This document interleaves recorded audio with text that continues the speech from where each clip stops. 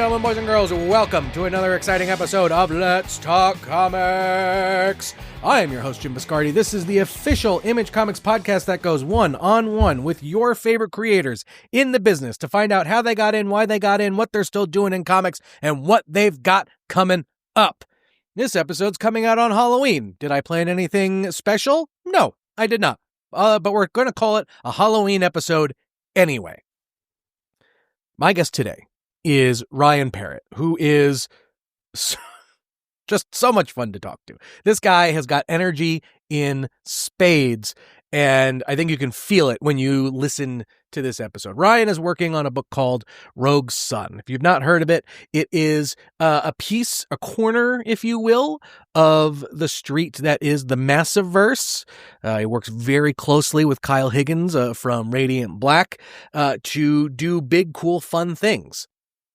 Ryan's story is a fun one. It's a fun journey to kind of go on because this is a guy who at one point as a kid thought maybe he would be a big time artist, and who he wanted to be, I'm going to save for the episode. But instead, he took a little detour, did some work in the Hollywood space for a little bit, worked as J.J. Abrams' assistant at one point, then broke into comics, is currently also working on a bunch of really great Power Rangers stuff, and so today, obviously, you're going to hear about his early days making short films, and kind of what it takes to break into both Hollywood and comics, and how, for him, collaboration and character really drives anything that he writes. And so we're going to dive into how Rogue's Son came to be, what the partnership is like with him and his main artist on that series, Abel, and what it's like to be part of the larger Massiverse. And then, we're obviously going to have to talk about one of the most recent issues of the series, where he got to play with Medieval Spawn, which was a ton of fun. And so that all of that has happened, and then at the very end, we're going to basically set up what Rogue's Son has to come for the next couple of issues. It's a great time. I hope you enjoy it. Maybe you're going to listen to this episode while you're trick-or-treating. I think it's fairly appropriate. Rogue's Son is, I think, would make a great Halloween costume. But I think the fact that it's set in New Orleans and it's got that spooky, witchy vibe going for it, perfect occasion. Look, you know what? I take everything I said in the beginning back. This is a special, perfect Halloween episode for you. So sit back, relax, enjoy. If you're ready, I'm ready. Let's talk comics. Ryan, welcome. Thank you for having me, man. I appreciate it. I mention the IMDb page only because your initial background in stuff is not in comics. It is beyond the veil. But I gotta ask first though. It's the question I ask first all the time was I guess for you, was writing kind of always the career goal for you, or were you like destined to be a farmhand somewhere in an alternate dimension? Oh man, I wish I was, Uncle Owen somewhere on a moisture farm, just like not in this, just kind of wondering what's going on and being like, yeah, same stuff. But no, that'd be wonderful being a farmhand. No, actually, I went to art school. I wanted to be a comic book artist. That was where I started. Yeah, I drew all the way through high school. Yeah, that was kind of my identity. Was like I was the art guy and drew comics, made comics with my friends when I was in junior high school. I remember when my friends created a character named Neitherman, which I thought was the coolest name ever. And then I just realized he just stole it from Shakespeare and was like, Neitherman. I was like, oh, all right. Good one. Sean Mann, if you're out there, good idea. No, I went to art school and I thought like, this is what I was going to do. I thought I was going to draw. And then I got there and it was all fine art. I went to Reno, which I should have checked to see if they had anything regarding comic book art stuff, and they didn't. And so I went there and I just learned fine art, and I kind of realized really early that I wasn't ever going to be quite good enough. Like I think I would, if I'd have done it, I would have probably been serviceable, but I don't think I would have been special in any way. So I sort of I just had like a I pivoted. I didn't really know what to do, and so I discovered I kind of liked film. Like film was really more my thing, and I started making shorts and stuff like that. And that's when I went to film school. And it was back in film school that I sort of realized, well, in order to do anything in film, you have to write the stuff because no one's going to give you anything.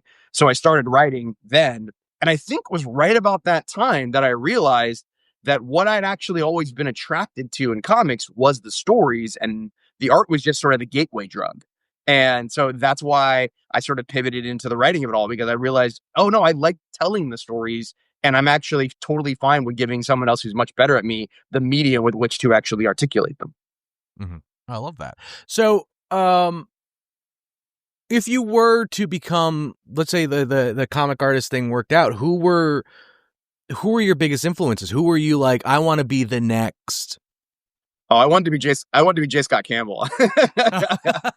I know. I am just like, because like I was like 13 when Image came out, so like I followed all. Like I remember what was kind of amazing was like if you were that age and when Image was created, was like you were reading all the books over at Marvel, and you're reading Spider-Man, you're reading I guess Spider-Man was like 3 of them, right? Yeah, but like you're reading X-Men, you're reading Spider-Man, and so when they left and they were like, we're gonna go make our own comics, I remember thinking, you can do that?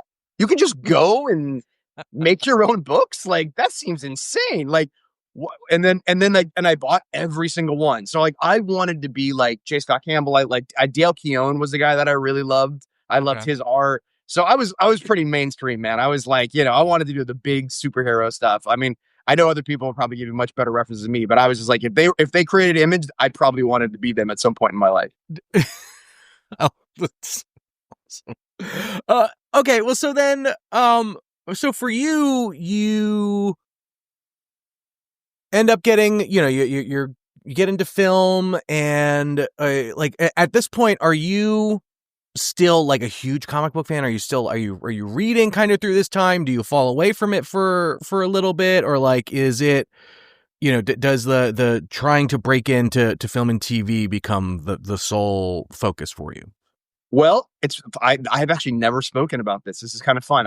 So I kind of fell out of comic books right around the time I went to college. Because I was doing even as I was trying to draw comics, I wasn't really reading them like I had when I was back home. I don't think there was a comic store up in Reno that I really like frequented all that often. I would occasionally, but then I kind of lapsed. And then I remember I sat next to a guy in my first film class named Brett Simmons. And Brett was a really talented filmmaker. He's made several movies and stuff. I think he's an editor now. And but he was like, I remember one day we were driving along and he goes, "Oh, you mind if we stop by a local comic book shop? I gotta clear out my box." And I was like, "Oh man, I haven't been in a comic store in years." And so we went in, and at that point I didn't even know he read comics. And so we went in and started talking, and I bought a few books. And it was like, that was immediately the moment that I started getting back. I was like, oh God, it was like meeting an old girlfriend and remembering why you loved them again. You're like, oh, right, this is amazing. And so he was like, and also the one thing that's kind of fun sometimes when you lapse in comics is you come back and everybody's just like, you got to read this, you got to read this, you got to read this. Mm-hmm. It's like, there's this whole like avalanche of great stuff that you get to like, that sort of washes over you. And so, we did it so much. We ended up making a feature length mockumentary about 2 Orange County superheroes named Frisbee Guy and Razor Boy, called Unsung Heroes, in our free time when we weren't making other movies, just for fun. And it ended up premiering at the San Diego Comic Convention at San Diego in like 2000 and maybe like 2001 or something like that. So like that was my gateway back. I was reading comic books and making mockumentary superhero movies in my free time. I love that. Yeah. So I'd love to talk a little bit about the parallels to trying to break into film and TV, but also breaking into comics as well. So since, obviously the film and TV stuff was where your career was, formally going to start. Yeah. At that point, like, what did you know about the industry as far as like how do you break into something like this? What do you need to do? And then once you kind of like figured that out, was that daunting at all, or is it just one of those, all right, I just got to do it? In TV and film or in comics? In TV and film first. Oh, Yeah, no, I had no idea. Like when I was at film school, like I think like I didn't even know what a writer's room was. Like I didn't really know. I just thought I was like, oh, okay, so you make a short film and then that short film you get people to come see and then you write a movie and then somebody hopefully makes that movie. That's what I thought it was. Like I was a moron. Like I didn't know what I was doing. But it was I learned really quickly, like, okay, so the way that I kind of broke in was like while I was still filming my last year of school, I started interning at some places, and so I interned at Silver Pictures when they were making Kiss Kiss Bang Bang and The Matrix and all that stuff like that. So I got a premium internship there, which was pretty awesome. Mhm. Met Robert Downey Jr. when he would come in there to do Gothica and all this stuff. Like it was weird. It was because before he exploded, he was just like. I met him before he met his wife. He was like coming in to see his wife Susan Levine was there, or no, Susan, I can't remember, doesn't matter. But I was doing that kind of stuff, and I was interning at like lots of different places and making short films and all that stuff. But I didn't really know. And what ultimately sort of cracked for us was I made a short film with some friends called Husk, which was a horror movie that we got into Sundance. And yeah, and it was with Brett, the guy that I made the film. We made that like on my senior year, and I just wrote it and produced it, and he directed it, and we got into Sundance, and that kind of opened everything up. That opened me up to get a manager because you go to Sundance and then you screen your movie, and then suddenly everybody kind of wants to meet with you and find out what you can do and all that stuff like that. So I got a manager out of that. And then for like 2 or 3 years, I just sort of like puttered around and like wrote movies and tried to get them sold. And just sort of did our best. But like, it was sort of just like there's not really any gateway in. Mhm.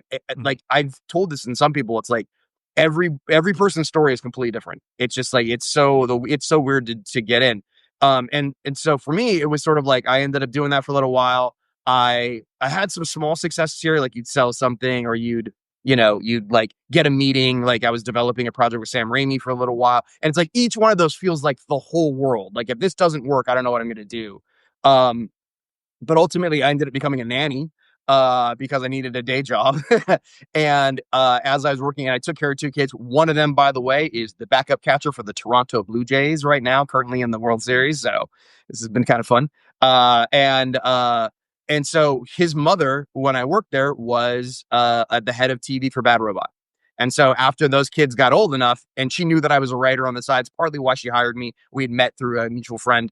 And so she ultimately was like, hey, like, now that my kids are basically too old for you to drive around anymore, would you be interested in interning at Bad Robot? Because I know you want to do film. And I said yes. And I interned at Bad Robot, worked there for 9 months, met JJ, ended up becoming his assistant. And then sort of that's how it happened going forward. So like, it's hard for me to give advice on how to break into Hollywood. I'm like, go be a nanny for two great children. And then that will turn exactly into a thing. So, but I will say, like, I think the breaking in part is just like staying with it and Right. doing everything. Like I have interned for the smallest company, like Trico Studios, with this little DVD creation company, and I was interning at Silver Pictures and making The Matrix. And I was an assistant for David Saunders, or not David Saunders, the guy who created Airplane. I worked for him for like 9 months.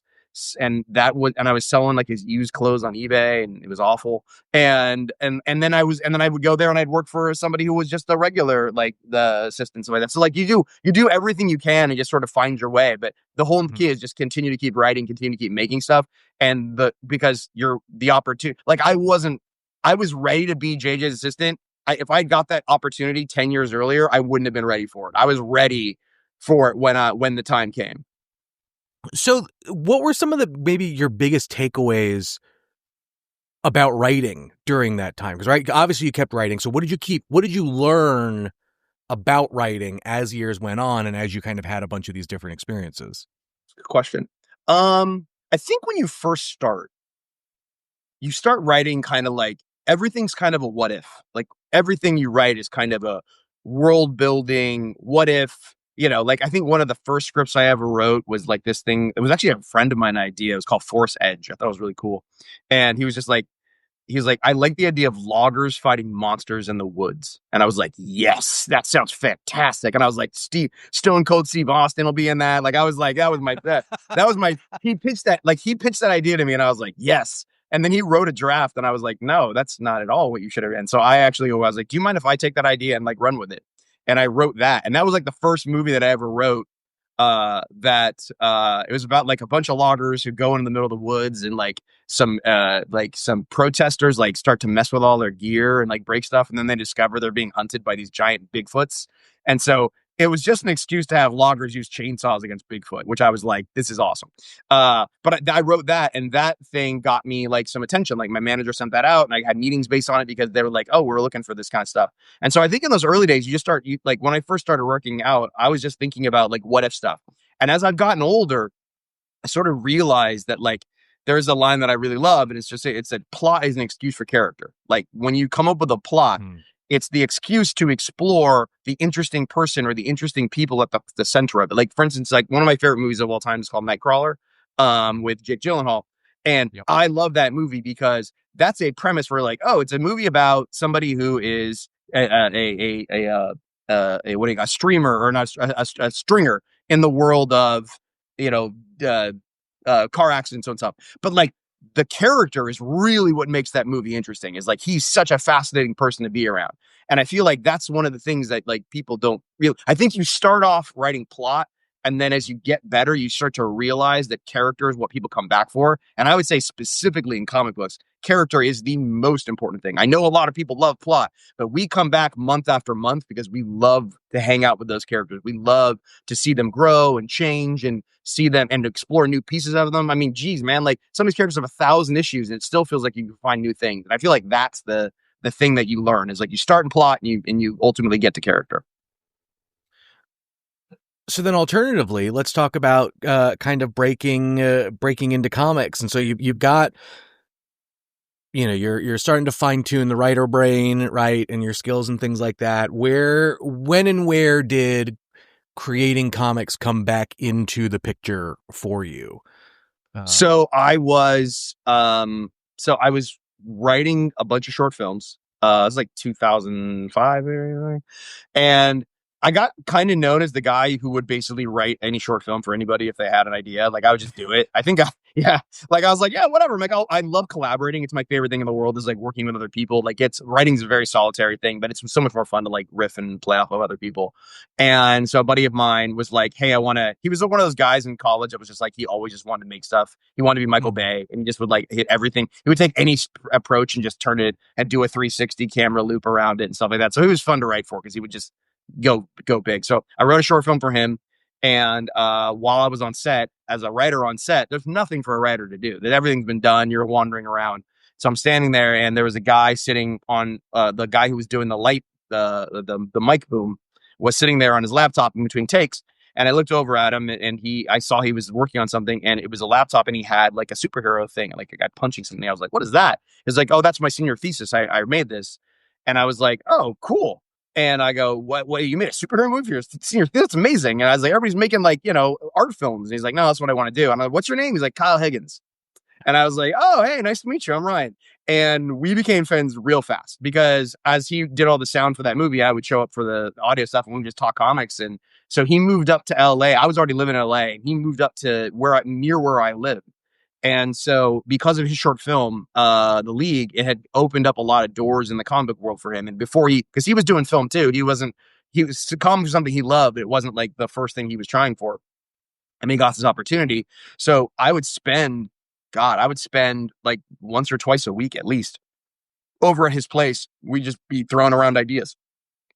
And like he was pitching for projects at Marvel and DC and trying to get just one issue, little backups or whatever, just anything. And this went on for like 9 months, maybe a year, maybe longer. It was a long time before like he got his first thing, but he got it. And I kind of helped him and not that, I mean, not all the time, but just like back and forth. And then in the middle of all that, so he started to get like some books and stuff. And I was still working at Bad Robot, just kind of messing around, trying to do the film thing. And I remember he was doing Gates of Gotham. And so I was helping him break some of that early stuff. He just throws ideas off. And then in the middle of that, he basically was like, he got Nightwing and he got Deathstroke in the same week. And he went, oh my God. Yeah. He went from being like, it was a New 52 and they were like, we're trying everything. And he was like, oh, I'm doing both these. I have to double ship Gates of Gotham in 3 weeks. Would you come and write this with me just so I can get it off? Because I need help. So I was like, I would leave my 9-to-5 job. I would drive over to his house and we would write. We wrote Batman, Gates of Gotham. I think we wrote both of those 2 issues in like 2 weeks. Yeah, we wrote really fast, uh, and we had 3 different artists on. It was nuts. It was a fast thing, and so that was my first comic in, and I was like, oh wow, that was really cool. And so I went and bought the issue, the first issue that mine came out. I bought it. My name was misspelled. It was amazing, and Was it and 1R, 2T's, 2R's, 3 R's, 1 T. I don't know what happened. 3R's, 1T. Yeah, 3 R's, 1 T. So I brought that back to work, and I was showing people because I was super excited. And Brian Burke, who was JJ's producing partner, is one of the creators of Lost and all that stuff. He saw it and was like, "Oh, I didn't know you wrote comics." I'm like, "Yeah, I wrote Batman." And he was like, "Do you want to do?" Which is true. I did. I was like, That's true. You did. That's I true. did. That's it. First project out, Batman. Nailed it. Yeah. And so he was like, "Do you want to do Star Trek comics?" And I was like, "Yeah, I'd love to." He was like, "Yeah, I'll introduce you to Mike Johnson." So I worked with Mike Johnson on that, who did not want me to work on that project with him and has told me since, and was like, "I felt like you had been shepherded upon me and I was not happy." But he's like, "But you're a nice guy, so it worked out." But and then I did Star Trek, and that sort of set, and once you do one sort of licensed comic and it does pretty well, it really opened up doors to other opportunities. And that's sort of how my career started. Like, it wasn't like I didn't want to do it. I just was writing other things. And and to be fair, I was thinking about writing comics before helping Kyle all the time definitely had started my brain going down that road. So I had written a spec comic for myself called The Terminal that I really liked.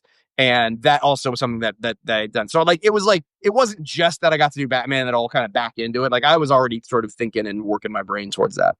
What were some of the maybe initial, like, were there old habits that kind of came from like writing for film and TV that you felt you had to break, that just don't work in comics? Oh yeah, I mean, they are totally different mediums. I do look. I think there's a lot of overlap in certain areas, but Right. yeah, I mean, I think the most, and it's just actually something I still sort of struggle with today. So it's a good question. It's like, lean into the things that the medium does better. You know, like, one thing that I think comics do better than any medium is they really give, like, you are, it's considered a bit of a crutch, or a faux pas to use voiceover in movies. Like, some people do it great, and I love it when it's done properly. But it's not something that, it's like, it's a little bit like kind of considered like, cheating and whatnot. But in comics, it's like, that is what it's made for. That is where it is absolutely like the best of the best. And so, like, when you can use it to give so much insight into character and provide exposition and really take, because one thing that's so hard is that comic book is not a lot of real estate. 22 pages is for like, if you could imagine if Game of Thrones only came out in 20-minute or 15-minute intervals. You know what I mean? Like, every month. You know how hard that is? That's the least efficient way to tell a story. And so there's something really great about, like, so in comics, you have to find a way to take those 20 pages and give the reader something with some substance and some story in there. And I feel like, voiceover and caption and inner monologue and stuff is such a valuable element. And it's something, though, that you don't really use in film and TV all that much. So you have to kind of train your brain to use it and realize, like, I was really doing this with a project the other day. I was like, how are we gonna, we'll just have her say it. Like, just have her say it in her brain. And it's like, you just forget you can just do that, and it works. And it's like, and it actually is a wonderful way to contrast what you see and can be used in such amazing ways. So it's like, I think that was one of the big things that I had to learn. And then the other thing is just like, if there's ever a thing that comics teaches you, it is that you get into a scene as late as possible and get out as early as possible. Because, like, that is the thing where it's like, you only have 1 to 2 pages, like 5 or 6 beats to 8 to 10, maybe 10 beats to tell a whole conversation. And in movies and TV, it's kind of it's encouraged to sort of meander and not just talk directly to the point. But in comics, you don't have that kind of space, and it's a visual medium. So it's like, I think those are the things that it does teach you to do, is you have to be very, very efficient. And you have to, so when you go back and forth, you got to sometimes turn on your meandering brain for writing for film and TV. And for comics, you have to be like, okay, what's the most important line in the scene? Start that scene with that line and then build out that way. You don't have time to, like, when I work with the co-writers, it takes them a little bit of time to get into, like, they'll write a scene and I'm like, okay, cool. This scene's awesome. It's this long. This is where it starts. Because I love everything you did, but this is all just fun banter. And this is where the scene starts. So we got to figure out a way to get the fun banter into the heart of the scene. Otherwise, we can't use it. And like that's the thing that I've had to sort of retrain my brain on. Not to necessarily pick at a scab, but you mentioned like, the editor on Star Trek did not want, felt like the other writer, yeah.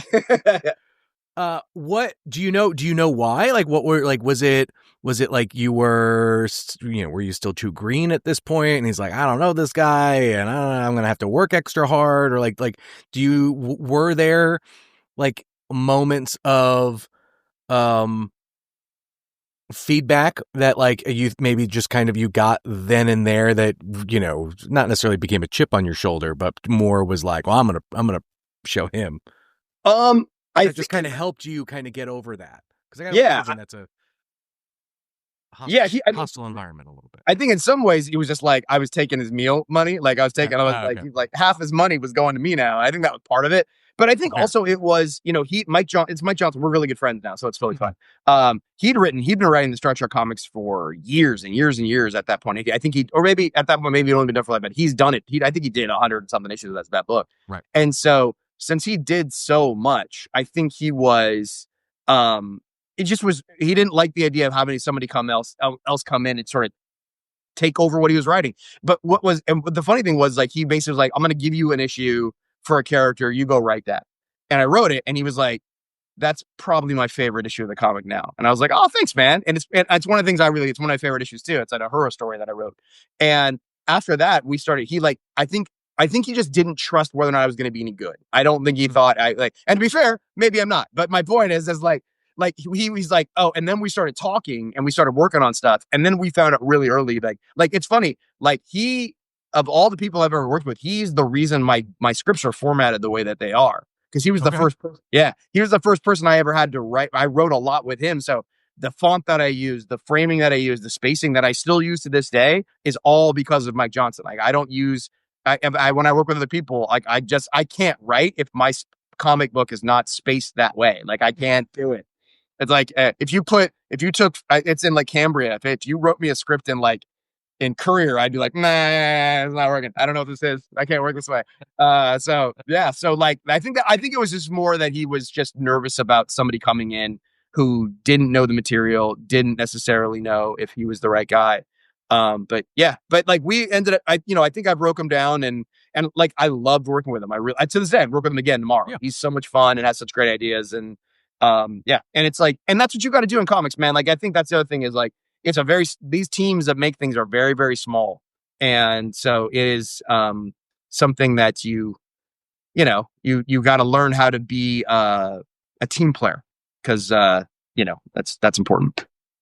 You mentioned, working on licensed books kind of puts you on the radar for other licensed books, and it's a good part of kind of your early career there. It's funny because the first time you got on to my radar and I first saw your name was when I was running comicbook.com. We ran the exclusive. We had the exclusive debut on the Revolution comic. Oh, right. Yeah. that was there. And that's one of those things where, I knew of Revolution. I knew I'd watched the show a little bit. I didn't realize at the time how intense those fans were, until we started putting those up. And so like, is that when you're, like, writing for a Star Trek audience, I feel like has to, comes with its own pressure because of the legacy and things like that. But when you're doing something like this, that, for Revolution, that's much newer and still has, a pretty intense fan base, like, do the stakes change at all for you? Is it a little bit of, just because, like, obviously not different mediums, right? Star Trek obviously, started in TV and the comics and whatever, and it's whatever, but this, like, it was newer and it was fresh. People felt like it ended too early. And so here you are kind of grabbing the baton to tell the rest of it. What was that experience like? That's a great question, because yes, they were very intense fans. Good people still to this day, still occasionally wander up and be like, oh, I love Revolution. I'm like, thank you. And I think the only real problem was the comic book the hard part about that was the comic wasn't what they wanted. So you were behind the eight ball to start because they wanted another season. They wanted the story to be told out properly over 22 episodes and do the whole thing. And to be fair, I mean, I don't think this is talking outside school. Eric had a pitch for that final season and was talking to NBC about doing that. And so when it became clear that NBC wasn't going to do it, and it was kind of late in the game when they pulled the plug, suddenly there was this pitch for a 22 episode season that we had to truncate into 5 10-page comics, which is a lot in a very short amount of time. This is why inner monologue is real important.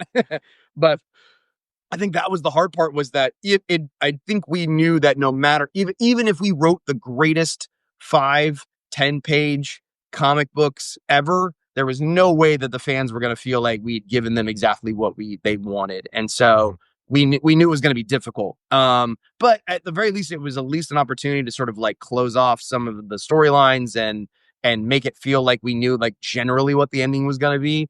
So that was, I mean, I think everybody kind of just like, the fans were happy that it was there, but it was sort of like you gave them, you know, I'm trying to think of a good metaphor. They wanted Coke and you gave them Pepsi, and you're just like, it's thanks, but that's not what we wanted. It's tasty, but that's kind of how it felt. And I was really proud of what we did because it was really hard. That was a really hard thing to write because we were taking 22 hours of story and being like, can we condense 3 episodes into one panel? Like that's literally what we did. And so that part was hard. It was fun because we lived it. David Reed, who is the guy who wrote it with me, who's now the writer on The Boys and has done a lot of stuff, wrote on The Magicians. Like he and I wrote things together, and it was just like we were the writer's assistants, and they were like, it's weird to give the ending to the 2 people who were just taking notes in the room. It's like, okay, finish this off for us, guys. Oh, all right, cool. It's like throwing the water boy into the last play of the football game. You're like, hey, Mahomes is going to take a seat. You got this one, buddy. Yeah. I want to get to the Massiverse stuff and but like the bridge here is I guess the Kyle connection to even still. You go from a bunch of diehard fan bases into Power Rangers, and obviously it's a still a world that you're playing in today. But is that? But I mean, yes. You say like, my first project was Batman, but this feels like this was a big moment for you. Jumping into Power Rangers and helping guide that world and doing a lot there. Was there a moment where there is a I have arrived kind of for you there, or are you still kind of chasing that a little bit in what you're doing? Because like I said, like you guys have done a ton in that space, in that world, with a diehard fan base who has kind of jumped in along the ride for you. It's obviously got to be a much different feeling than everything you've done prior. Yeah, it was interesting because up to that point, I'd done a few books. I think I'd done like 4 or 5 miniseries. I'd created like 1 or 2 little things, but like nothing had ever really. It was sort of like sort of like yelling into the void. It was like I made these things, and then like one person review them or whatever, and it wasn't a big deal. But yeah, when I got Power Rangers, I remember when Kyle told me he was gonna bring back Power Rangers for Boom. I was like, really, Power Rangers? Is that gonna work as a comic book? And having no idea that it was gonna dominate my life for the next like 6 years. And so like I'm like, okay, cool. And then I got, when I first got that and I started doing like the Aftershock book and Go-Go Power Rangers, I think Go-Go was kind of the moment where I was like, oh, okay, this is what it's like to actually write something that A, you like to write, B, has an incredible artist that's getting attention just because of the art. Like it is amazing. Dan Mora taught me that an artist can make you look like a way better writer than you actually, or actually even the better thing is like can open up, like suddenly your writing gets way better. You're just like, wow, people think you're amazing. And you're like, yeah, it helps when Dan Moore is drawing it. It's just like a little bit, it's just a little nice little thing. And so that was the thing I think I realized was like the Go-Go was the first thing that started to get like a little attention, and it started popping up on like end of the year lists, and people would come up to me at conventions and like tell me how much I love the book. And that was, I think that was the moment that I was like, oh wow, this is actually nice. And it makes you work harder. It makes you try to be a better writer, because I think, it can be frustrating when you are doing a book in the beginning and it just like you write it and you put so much of it in yourself, and then it just doesn't get any attention at all. And it can feel like, why am I putting so much hard work into this if it's not going to go anywhere? So sometimes that's what's really nice about just doing anything with a fan base that's already there. And then I think we're also kind of lucky in the sense that, Power Rangers is sort of the perfect comic book to sort of jump into a little bit, because one, the main elements of it, the movies and the TV shows, were not quite at the popularity that they used to be. Mm-hmm. And the fans were looking for something that was just a little bit more mature, a little bit more sophisticated. And so the comic book, which, I mean, the movies, the comics could be that. We had the ability to be able to tell it just like at a slightly more elevated level. And that just seemed to really gravitate with a lot of the fans. And so that's why it felt like, oh, that was good. But I will say this, if you work on a Power Ranger comic behind Kyle, you will always feel like you're standing in a shadow, because that guy does done a lot of stuff. Draken casts a long shadow. All right, so let's talk then about how Rogue Sun came to be and getting involved in the Massiveverse stuff and in doing all that. What are some of those? Obviously, you and Kyle, great friends. Yeah. But how does who asks who first? He asked. So he left Power Rangers after he did Shattered Grid, killed half the characters, broke all the toys, and then was like, adios, man, good luck, and like ran out of there. And then they were like, hey, Ryan, do you want to take over the book? And I was like, how am I going to do a story? What book? What left? I'm like, what am I going to do that's bigger than the giant end of the world scenario where when all the Rangers came together? So I was like, okay, well, we'll try myself. So I did that. And so he went off into Image because I think he just really wanted to, writing a licensed book has a lot of barriers. There's things you can do and ideas that you want to do, you can't. Feels like you're being kind of stifled a little bit. And I think he just got excited about the idea of doing something that had less guardrails. And so he went over there and he started with Radiant Black. And I remember we were at a football game and he was like, hey man, this is really fun. Like, this is no one tells you what to do. I keep waiting for someone to tell me what to do. And like, you can't do that. Or like, it needs to be this. And no one's doing any of that. And he's like, I think he's like, would you want to come over? And he was like, Image really wants to get back to doing some of the original superhero comic books that was the sort of the foundation of the company. Mm-hmm. And so he was like, I don't know if you have an idea. And we were at a USC football game or something like that. And I was like, well, I have this kind of like half idea about a son whose dad is a superhero, dies, and he ends up taking the mantle up, but his dad's always there as like a ghost to him and stuff like that. I wanted to do like evil Jarvis. And because I was like, what would be, it would be really cool to have superpowers, but like, what would it be like if your dad gave you like, your inheritance was, here's your dad's Ferrari after he dies. Like, this is amazing. But when you get inside, he's sitting in the passenger seat being like, you better not drive this car badly. And I was like, that's what I want. I want that story. And he was like, yeah, we should do it. And so he found me Abel, who's the artist, and was like, this guy submitted some stuff and we think it's really good. And to this day, he's like, I should have never given you Abel. He's too good. I'm like, I agree. You made a terrible tactical decision, sir. But then we just started working on it. And I think what was the best part about it is independent comics. 'Cause I'd done like 2 or 3 independent comic books already. Sure. And it's just such a lonely thing because it's so hard and you're just struggling to get those books out, and you have to do all your own sort of marketing, and you feel like you're just trying to figure out a way to get in there. And there's so many books out there already. It's just hard to get any attention. So doing Rogue Sun with like, what was really wonderful is Kyle had done Radiant Black. And so he'd already learned like the goods, like the thing he'd already gone through. He was the first one through the wall. He'd already been bloodied. Right. Mm-hmm. So when I did it, he was like, okay, you're going to do this, you're going to do this, you're going to do this. And he's just like, there were so many things he could teach me that made it so much easier for us to actually launch the book.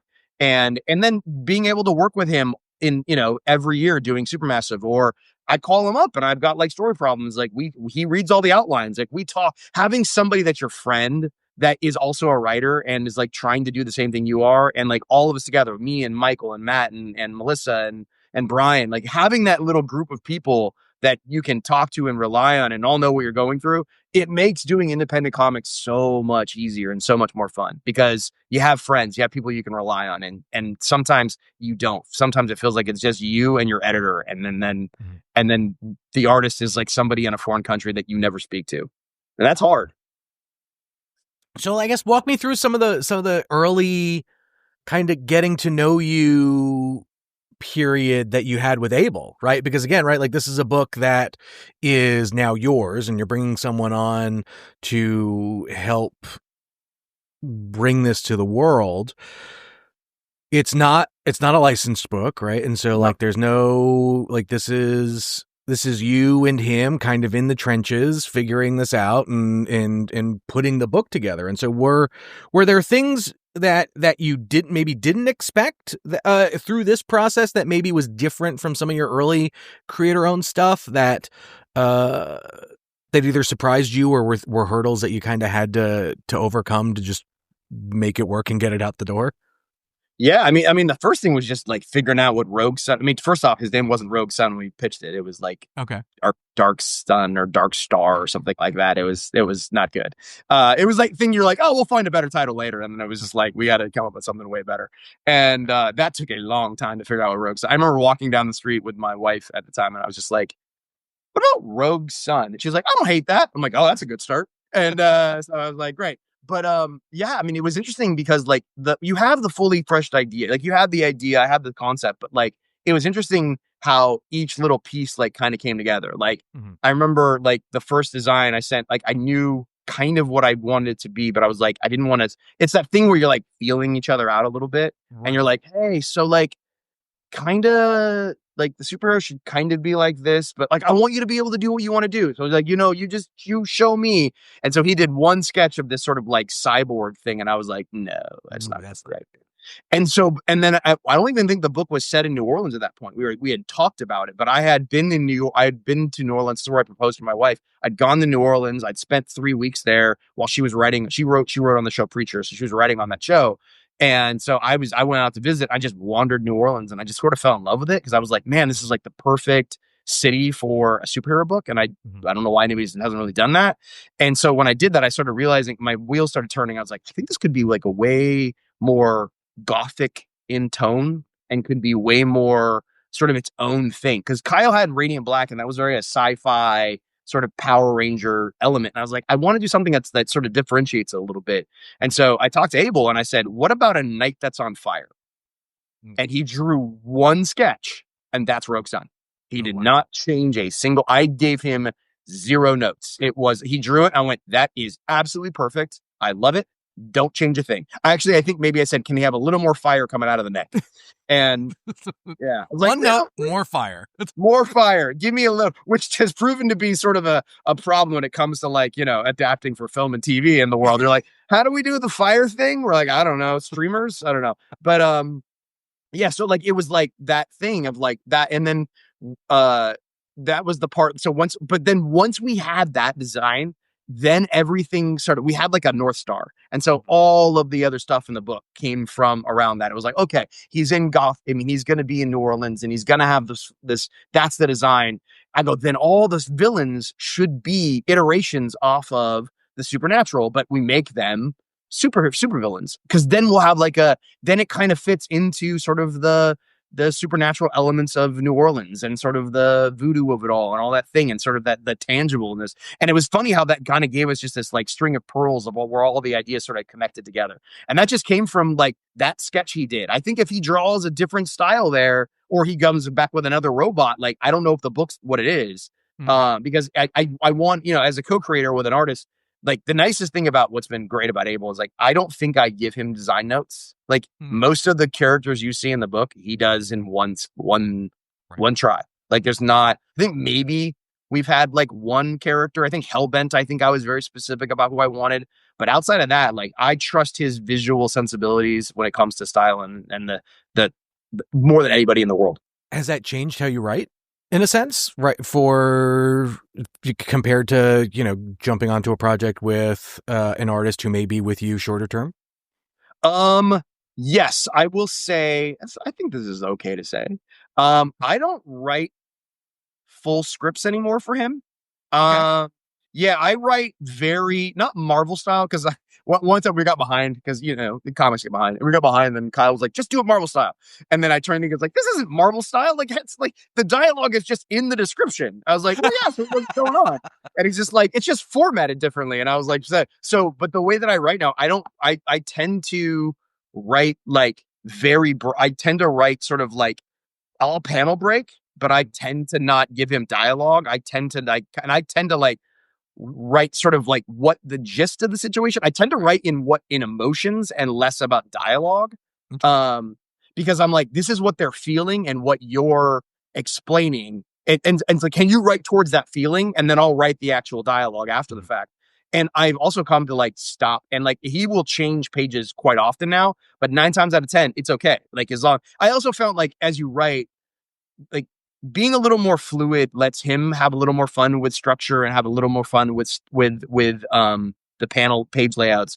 And then if you don't, this sounds weird, but like when you write full scripts for licensing, you can't write in the style for licensing because they have to approve every line of dialogue. So you can't just like throw it together and then have them come in at the thing. But you can for this because there's no one to tell me no.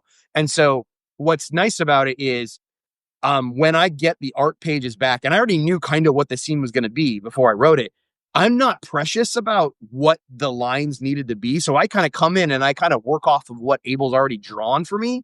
And I'm like, so if he drew, if Byron in a scene has a look on his face that I didn't anticipate, I'll write a line of dialogue for him. So I'm it's a little more of like an improv kind of thing where it's like, yes, or I'm like, oh, you think this is important. I'll do this. Like there was a thing he wrote in 31 where a character like comes in and is like leading them and he had this whole thing where like guy has a map and he like takes the map and he like takes it away from him and drops it behind him. And I hadn't anticipated that, but it made me change the way that I approach the scene because he just was like, that was the way he wanted to visualize that character taking control. And it changed the way. And I think if I'd written it already in dialogue, I'd have been like, oh man, now I got to change all this. And how do I get what I already made in there? But like since it's not already there, I tend to be a little like, okay, let's just do it this way. And so it makes it a little more fun. So and I don't think I could do that with any other artist. In true New Orleans fashion, it's jazz. Yeah, very much so. Yeah. But that only works. I think that only works in certain types of books with certain types of art. For sure. Well, okay. So, but then does moving and kind of evolving to that style of storytelling for you change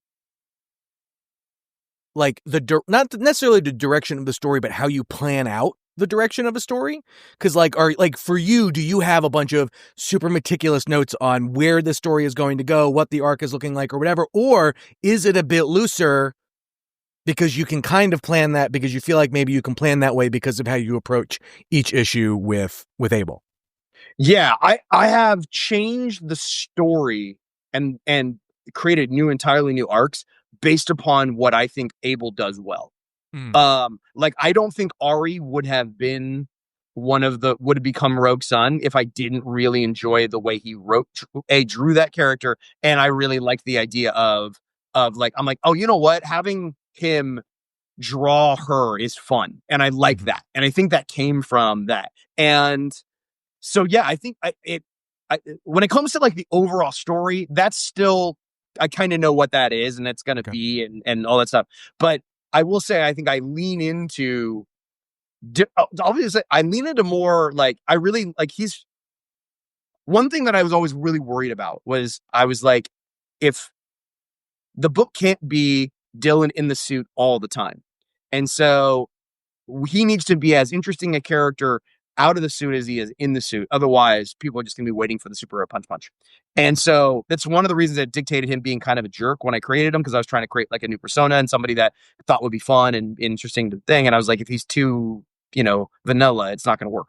But, and what I realized is that Abel's really good at drawing those types of scenes. He really doesn't have a problem drawing crowd scenes. He's fine not drawing Rogue Sun all the time. And so if he had sort of phoned those scenes in just so we could get to the big splash pages, I think you would have seen less character stuff. You would have seen less high school stuff, and you would have seen less family stuff.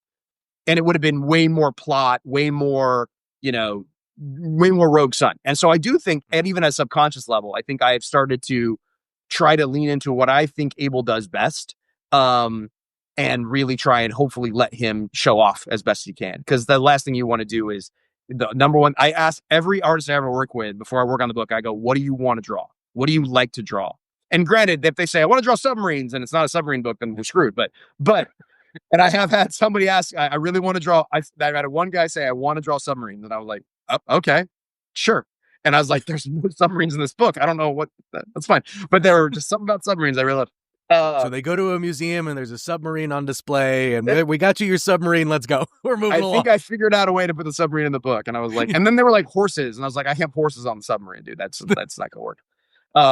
There's a line. Yeah, we got it. But I think that was the thing that like, it's like lean into like the best thing you can ever do as a writer is like lean into what the artists want to draw. And a little, here's a little like a tip. When you give them the script, sometimes artists don't draw the pages in order. They'll draw what they want to draw first. Pay attention to that. Pay attention to what pages they draw first, because then you'll know that's how they tell you what they want to draw. Would the entire Rogue Sun situation be completely different if, say, this was a 10-issue miniseries? Oh yeah, I mean, I wouldn't. There would be not nearly as many villains. There would be way less. It would be way more of a Marcus Dillon centered story. Byron, he might not even have other kids. Like if it's been a 10-issue story. But because, we've been lucky enough to be part of the Massiverse and keep moving forward and stuff, like it really has opened up the book. And it's funny, like people ask, like, do you have the whole thing plotted out? And I was like, not really. Like I never had the whole thing plotted out. I knew what I wanted, where I wanted it to go. And I knew kind of where I thought it could. But I think the other thing is like, if you're doing a comic, you have to be mindful of, it is one of the beauties of comics is you get user feedback as you're going, whether it be from reviews, whether it be from sales. Like sales are like really will tell you whether or not you screwed up or not. Like you're like, wow, we dropped 4,000 issues on that. What happened there? And you can see that. And so I think that is also it's like, you've got to find ways to reactivate the story and find new. I think that's the other thing that like Rogue Sun has taught me a little bit is like, there's certain, you think when you're like coming up with ideas early on for like, like when you're starting out and coming up with like Batman stories or Superman stories or Spider-Man stories or whatever, like you just think, oh, I'll just write what I've read and I'll just write like a cool thing.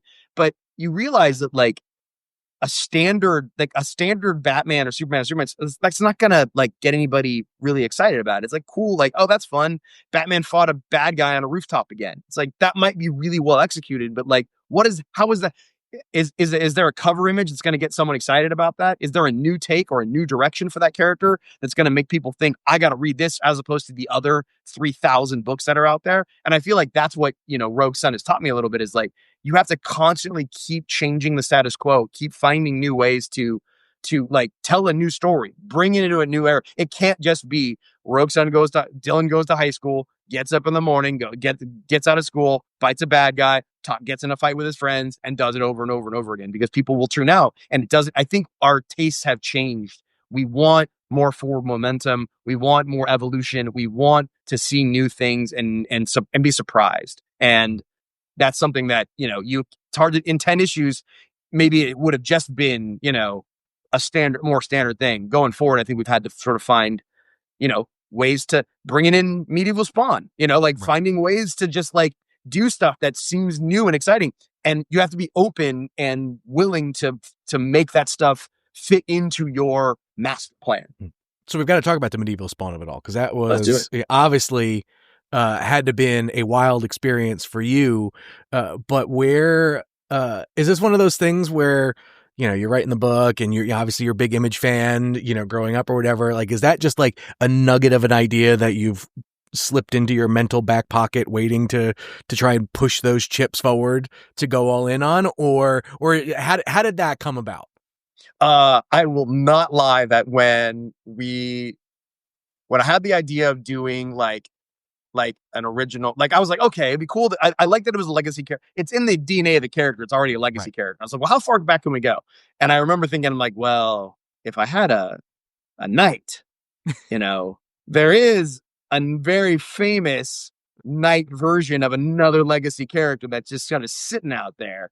that would be interesting. And so I was hedging my bets a little bit. I was like, I didn't think that would ever happen, but I was like, at the very least, it gives me the opportunity. And so, yeah, that was the concept. It was like, I just was like, oh, that'll be fun. That's a neat thing that I always liked. And so Kyle ran into Todd at New York Comic Con. It was like, hey, would you be open for us to like potentially use Medieval Spawn in like a story? Cause we had this other thing. And so he's like, yeah, sure. You guys, Todd's a very, very sort of like open about like trying to help people at Image and does stuff. And he's just such a cool guy. And they say, don't meet your heroes. It's not always true. Sometimes they surprise you. Sometimes they see something in you and they're like, I remember doing that. And you're like, oh, wow, thank you. So he said, yeah. And we were like, oh my gosh. And then, but he was like, but there's no promise of anything else. Like, I'll let you use this, but if this goes, backwards, like we'll like, let's be careful. So we're like, cool. So we did that. And then with Rogue Sun, I found out that he knew what Rogue Sun was, which was amazing to me and all. And so Kyle ran into him at Todd again, was like, would you be open to doing this and only Medieval Spawn? We have fans coming up all the time asking about when or not we're going to pay that off. And they were. And so I got standing right here on the phone when we called them and pitched them the idea. And he was like, yeah, absolutely, man, go for it. You can and he liked the concept. And I was like, and like freaking out and like, can't believe I get to do this. Like, this is a dream come true. And so, yeah, it was the scariest thing that I've had to write. Talk to me about the emotional baggage that comes with writing Medieval Spawn dialogue. It was scary. Like, it was a lot because I was like, I didn't know how much Todd would like. I didn't know how much like everybody has like, anytime you work with another character, they always have rules. They always have things that they suggest. And I didn't know what the rules were going to be. And I was like, oh my God, we're going to do this stuff. But they were like so pretty. They were really great about the whole thing. So I was scared because all you want to do when you write comic books as a kid, and you still to this day, that's all I want to do, is I want to take bricks. I want the things that I write to be the bricks in the wall and they stay there. And I can add to the characters that I love. Like I love the issue 9 and 11 and 15 when he shows up. I can't remember which exactly it were, but he's written a lot of Spawn books. But I remember like as a kid, there was an issue where Violator fights him, and Violator's telling the story to like 3 kids, and all the narration is contrasting what the images are. Like, he's lying about the whole story, but they're showing you what actually happened. And that was like the first time I'd ever seen that. And I actually stole that idea and put that into Rogue Sun like 19, where I did the flip book where I actually changed I love the idea of change. I love that. Made me realize that narration can be so powerful when it comes to images, how you can change that. And that was all because of Spawn. So writing that character here was like a little scary and fun. But I also think it was really cool is like, he's not a character that's gotten a lot of work. They haven't used him a lot. He's got his own miniseries now and stuff like that. But like, he's a kind of a blank slate in a lot of ways. You can add some stuff. And so it was really fun to write him as sort of this lonely, lost soul who, lived a terrible life, got to come back into our world, and is just trying to find any way to make up for all the stuff that he's done, and like hates himself more even now for selling his soul to the devil. And so when he meets Rogue Sun, who's this young kid who has all this, Caleb is super excited about this, like being a superhero and changing the world. And it's just like the old veteran with this young kid who thinks he's going to change the thing. And it's just like, oh man, like this is not going to work out for you. And I love that because it's a sort of a parallel to what Caleb ends up being in the regular Rogue Sun books, where he ends up being that old voice to Dylan. So it was nice to be able to sort of invert the expectations. So for fans who maybe have jumped in or took an extra look at Rogue Sun with the Medieval Spawn issue, we're about on the verge of a new arc right now. Why don't you give us a little bit about what that's about and what makes you excited for it? Oh, sure. Yeah. So with 31, yeah, 31. It's a good sign of confidence there. What number are we at? With 31, coming into the Medieval Spawn story, like one of the things that Dylan, we wanted to talk about was like, Dylan thought like, okay, I'm Rogue Sun now. That's my life that's what's going to be for the rest of my life. And then suddenly, one of the lawyers for his father comes in and is like, by the way, you can step away from all this. Like there's a back door that was kind of built in this thing. And if you don't want to do this, you can leave. And Ari, who is now the other Rogue Sun, can take over. And so suddenly he had this, like, he thought his life was going in one direction. And now he has the opportunity to sort of not be that and not be defined by being Rogue Sun. And so he starts to look into that. And so our next arc is about him sort of exploring that a little bit. He's going to go on a campus tour to Baton Rouge University and with some friends and see what life is like when he doesn't have to put the suit on all the time. And and I think he's changed a little bit. He's a person, in issue 1, he didn't care about any of this stuff, but now he's getting a little older and he's seen the world. And I think he's thinking there might be more than just punching bad guys. And there might be other people who could be better at this than him. However, there are a lot of bad guys in the world who don't want, who are looking for opportunities to exploit this. And so maybe some villains will show up there and show that, it's kind of hard to go back home again after you've gone down that road. And so we've got that. And at the same time, we're going to see Ari, who is now his half sister, who is also now a Rogue Sun. She's being mentored by their father now. And she's the one who has always felt like she was the person who should have been Rogue Sun, but her dad loved her too much and didn't want to put her in danger. So this is her opportunity to prove to him that she's that thing. And that's not going to necessarily go the way she thinks it's going to go. And my favorite thing about the next arc, we have a new villain in this arc named Mr. Poe. And Mr. Poe is a cat. And the most vicious, evil cat in the world. And I've had more fun writing this character than anything I've written before. And it was, if you like homicidal cats, then this is your book. So yeah, very excited for that. It's a fun book, and we still got a lot. The book has been really about it's going to open up the world in ways we haven't before, and really sort of let you see sort of not the master plan, but the larger machinations that are happening. Like we've been building out for 30 issues. You're going to start seeing things sort of tie in and connect and fill in and build together, which is going to be fun. Right. Before I let you go, I do want to ask about what the experience is like, because like obviously being able to write Rogue Sun is such a personal experience for you, right? But you are playing your character is part of this larger world. And so can you tell me a little bit about like what doing the supermassive stuff is like when you're getting to put Rogue Sun into these new situations and with knowing that like the larger world is at play and you've got stuff going on there. I'm sorry, can you repeat the question? I'm so sorry. Oh no, you're fine. I want to know what the experience is like doing the supermassive events, because like now, Rogue Sun, obviously something that's very personal to you, but so being able to kind of like share him in the larger massive verse and do stuff in these kind of larger group settings. What I have to imagine that experience is a little bit different than, when you're doing big event, like, big events in Power Rangers or things like that. Oh yeah. I mean, it is so much. Right, writing Supermassive is so much.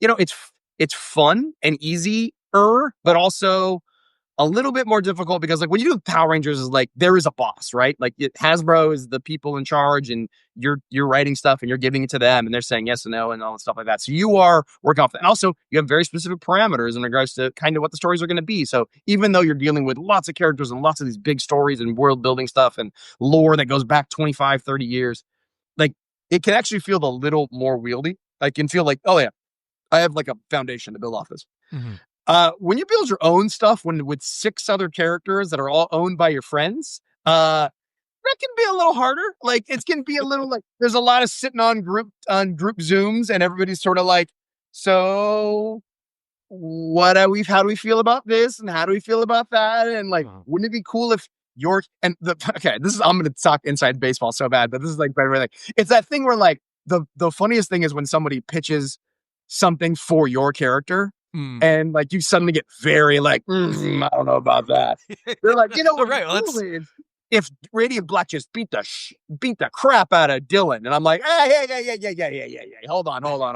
Or like one of your characters goes evil, and you're like, that's my character, I don't want you to turn him evil. So you get very sort of precious about that. So everybody is kind of like bringing their kid to the party, and they're like, all right, you gonna put him in there, you gotta be good, like and you don't tell me how to parent my kid. It's like it becomes a lot of that. Like it's all fun, but you can feel the energy of and how being it. So it gets a little, it can be very like everybody kind of wants to like feels each other out. So, but like when you find it, and it is nice, you trust each other. So it is like a really fun sort of experience to get when you actually start to write it and stuff. And I actually think some of the best stuff in the Massiverse is in the Supermassive books. Like I think it's really fun to see Dylan being a side character with like Dylan hanging out with BB is a very different Dylan than the Dylan in Rogue Sun. And it's so funny because you lose, like you end up getting like, it ends up showing you things in your characters that you might not necessarily would have been able to see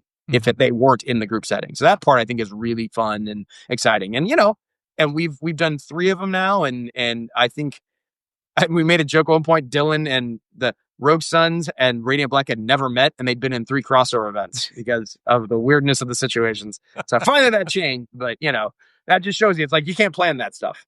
So then are you more of a helicopter parent for yours, or are you the sugar your kid up and send him out to play and just see what happens? Oh, I'm gonna chain him in the basement and make him do my work. No, I think I am probably, I'm probably like, I'm very much, I like to tell other people how to parent their kids, but don't you dare tell me how to parent mine. That's definitely, what you should do with Radiant Black. Yeah, it's easy. This is what you should do. Oh, I'm sorry. What'd you say about Rogue Sun? What was that? I don't know anything about that. Yeah. So.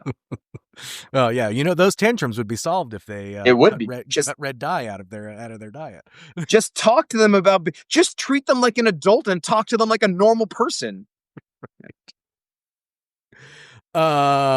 No, I was going to ask who in the group. Now I'm going down this weird path. Who in the group does more gentle parenting than anything else? But we don't have to go there. Matt Groom is very, very diplomatic about everything. God bless his heart. I love that. I think this is a perfect spot for us to end. Ryan, this has been a absolute blast. Thank you so much for the time, and for those who are listening, depending on when you listen to this, there's plenty of Rogue Sun for you to check out. So if you haven't started, jump in from the beginning. If you have been reading it, great. We gave you a little tease on what's to come. And it sounds, God willing, Ryan is going to enable are going to be doing this for as long as you keep picking it up. So keep doing it. The Medieval Spawn issue just came out, so go check that one out. Teases some bigger things coming up that maybe we'll talk about at a later date. But yeah, tons of great stuff out there. And then hopefully, like, look, if that's your your entryway into what the Massiverse is, great. Tons of other stuff for you to check out there as well. Ryan, man, thanks again. This is awesome. Thank you, man. Appreciate it. No problem. Thank you, Ryan Parrott, for taking the time to stop by on Let's Talk Comics. We always appreciate it. I hope you enjoyed this one. Ryan's journey kind of from Sundance to Star Trek to Power Rangers to Rogue Sun and everything in between. It just goes to show you not everyone's path is a straight linear one. It's always a blast getting to talk to creators who remind you that every big career starts with saying yes. It's yes plus hard work and finding the right people to build with, right? Like, I think that's, so many times we get the question on, how do you break into comics and what do you do? How do you do this? And this show, I think, shows you that the path is different for everyone, but at the same time, we say this time and time and time again, you have to just do the work. You have to find the opportunity and go for it. And then when you find that opportunity, you gotta stick with it. It doesn't just come. It just doesn't show up at your door saying, hello, knock, knock, knock. Here's your comics career. It's just not how it works. So if you haven't already, go catch up on Rogue Sun and the rest of the Massiverse. You can get the first free issue over at imagecomics.com, so make sure to check that out. And then, like I said, the business goes. If you like the show, leave us a review on leave us a review on Apple Podcasts, a rating on Spotify. Share this show with your friends. Show us when you share this show with your friends. I love seeing that stuff. Just throw the link out there. Drop it in a Reddit. Drop it in a Discord. Wherever. I don't care. But if you do want to share it on Instagram, take a snapshot of this episode and share it. Tag me, tag Ryan, tag Image. We will reshare it. Guaranteed. I promise. So until next week, we should have a fun one for you next week. I say that a lot. I say that all the time, but this one I can promise you is going to be a different one. So, excuse me. Hope you enjoy that one. Hope you enjoyed this one. And then, keep reading comics, because without you reading comics, I can't do this. So as long as you keep reading them, we'll keep talking about them. We'll catch you next time, folks.